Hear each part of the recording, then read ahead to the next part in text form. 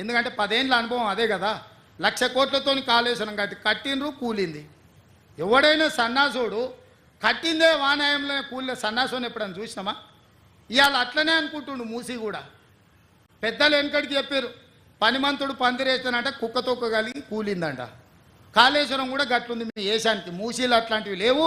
ఇట్లాంటి ఆశలు పెట్టుకోకు కేటీఆర్. ఏదో నోటుకు వచ్చింది మాట్లాడుతున్నావు. మీడియా ఉంది, సోషల్ మీడియా ఉంది.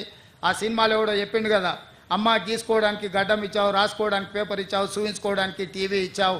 అట్లా మీ అయ్యా నీకు మొత్తం రెడీగా చేసి పెట్టిన మందిని దోషి. రాయనికే పేపరు, చూపించనికే టీవీ, ఇట్లాంటివన్నీ అడగోలుగా మాట్లాడడానికి సోషల్ మీడియా మీ నాయన దోపిడీ చేసి నీకు ఇచ్చిండు కాబట్టి ఈ అడ్డగోలుగా పనిచేస్తున్న ప్రజలు ఎవరు హర్షించరు.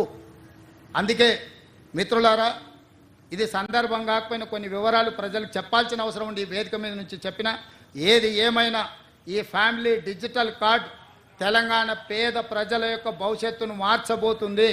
ఇదే రేషన్ కార్డ్, ఇదే ఆరోగ్యశ్రీ కార్డ్, ఇదే మీ ఫీజు రియంబర్స్మెంట్, ఇదే మీ షాదీ ముబారక్, ఇదే మీ కళ్యాణ లక్ష్మి, ఇదే మీ రైతు బీమా, ఇదే మీ రైతు భరోసా.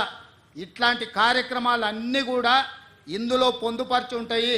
మీ కుటుంబంలో పెద్దలు ఎవరైనా అకాల మరణం చేస్తే వాళ్ళ వివరాలు తొలగించడానికి, మీ కుటుంబంలో పిల్లలకు పెళ్ళైతే మీ కొత్త కోడలు వివరాలు పొందుపరచడానికి, మీ ఆస్తులు తల్లిదండ్రులు చనిపోతే విరాసత్ కింద మీ పేర్ల మీదకి మార్చుకోవాలన్నా ఈ కార్డు అన్ని రకాలుగా మీకు ఉపయోగపడుతుంది.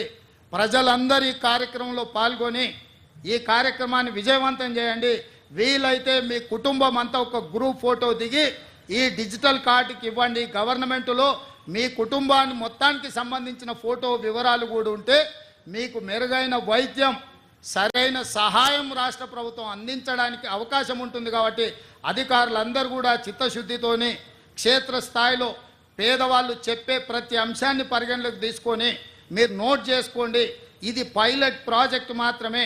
3 తారీఖు నుంచి 7 తారీఖు వరకు 5 రోజులు ఈ పైలట్ ప్రాజెక్ట్ ఇల్లు తిరిగి మీ వివరాలు పొందుపరిచి మీకు మెరుగైన సేవలను అందించడానికి ఈ ఫ్యామిలీ డిజిటల్ కార్డు తీసుకొచ్చారు.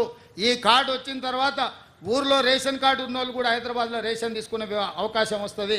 ఒకవేళ హైదరాబాద్లో ఉన్న వాళ్ళు అనుకోకుంటే ఇంకెక్కడికైనా పోతే కూడా ఉద్యోగ రీత్యా మార్చుకోవచ్చు. ఇవన్నీ ఇందులో ఉన్నాయి. ఇంకా ఏమైనా పొందుపరచాలన్నా ఈ పైలట్ ప్రాజెక్టు తర్వాత సూచనలు ఇవ్వాల్సిందిగా ప్రతిపక్షాలను కోరుకుంటున్నా.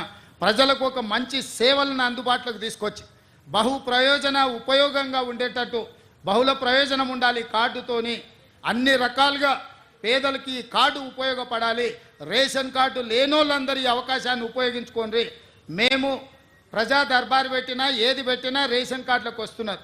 ఇవాళ అధికారులు మీ దగ్గరకు వస్తారు. ఈ అవకాశాన్ని ఉపయోగించుకొని మీ కుటుంబాల రేషన్ కార్డులు తీసుకోండి. భవిష్యత్తులో మీ సంక్షేమ పథకాలు అమలు జరగాలంటే family digital card, 1 state 1 card, ఈ అవకాశాన్ని వినియోగించుకోవాల్సిందిగా రాష్ట్ర ప్రజలందరికీ కంటోన్మెంట్ నుంచి నేను విజ్ఞప్తి చేస్తున్నా. ఇది ప్రతి ఒక్కరికి ఉపయోగపడే కార్డు.